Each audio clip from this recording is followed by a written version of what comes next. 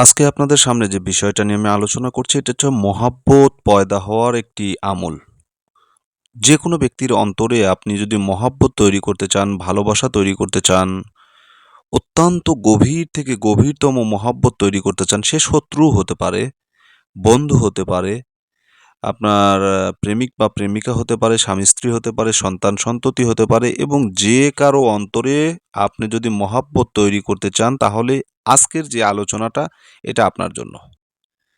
দেশ ও প্রবাস থেকে কালো জাদু তন্ত্রমন্ত্র এসকে চ্যানেলটি এই মুহূর্তে যারা দেখছেন সকলকে জানাই আন্তরিক প্রীতি ও শুভেচ্ছা, আন্তরিক ভালোবাসা। ভিডিওর শুরুতে জাতিগতভাবে প্রত্যেকটা মমিন মুসলমান ভাই বোনদেরকে জানাই সালাম, আসসালামু আলাইকুম।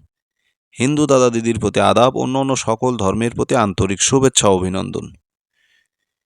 প্রিয় দেশবাসী, দেশ ও প্রবাস থেকে যে যেখান থেকে আমার ভিডিওটা দেখছেন, আজকে যে বিষয়টা নিয়ে আলোচনা করবো এটা হচ্ছে মহাব্বতের জন্য এই আমলটা অত্যন্ত কার্যকারী এবং খুবই পাওয়ারফুল।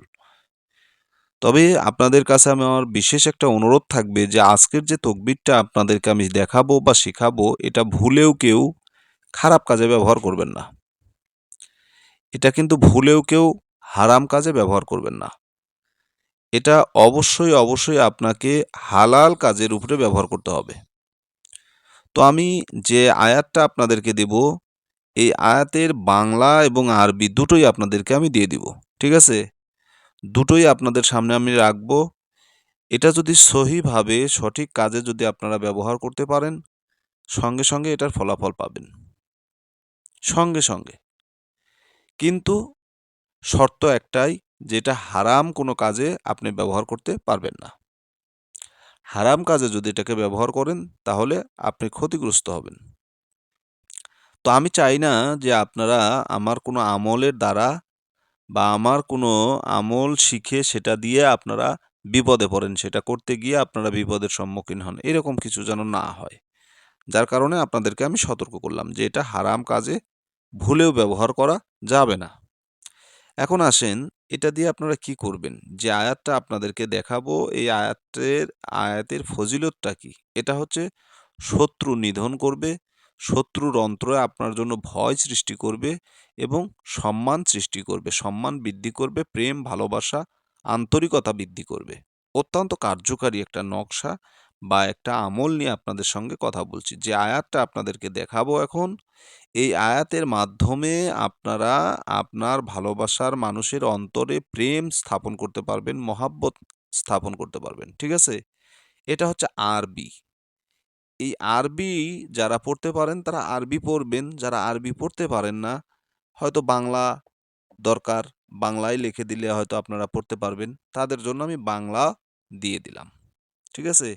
বাংলা আরবি আমি দুটোই রাখলাম এবং সমন্বয়ে সেটাকে আবার একত্রিত করে আপনাদেরকে আমি দেখলাম। ঠিক আছে? যাতে আপনাদের বুঝতে সুবিধা হয়। এই আয়াতটা আপনারা কি করবেন? উপরে যে এই আয়াতটা আপনারা দেখতে পাচ্ছেন, স্ক্রিনে যে আয়াতটা দেখছেন, এই আরবি এটা শুধু লিখে নেবেন। ঠিক আছে? এটা লিখে নেওয়ার পরে এটা আপনি যেকোনো ব্যক্তিকে পানির সঙ্গে মিশ্রণ করে খাওয়াবেন।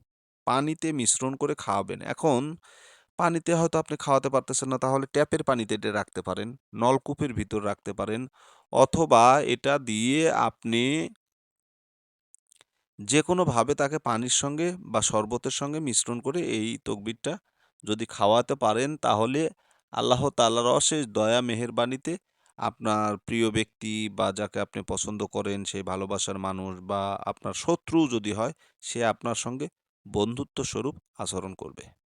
ঠিক আছে? এটা কিন্তু অত্যন্ত কার্যকারী। তো যদি ভিডিওটা ভালো লাগে লাইক, কমেন্ট, শেয়ার করবেন। হারাম কাজে ভুলেও এটা কেউ ব্যবহার করবেন না। তো ভালো থাকুন, সুস্থ থাকুন। চ্যানেলে নতুন হলে চ্যানেলটা সাবস্ক্রাইব করবেন। আল্লাহ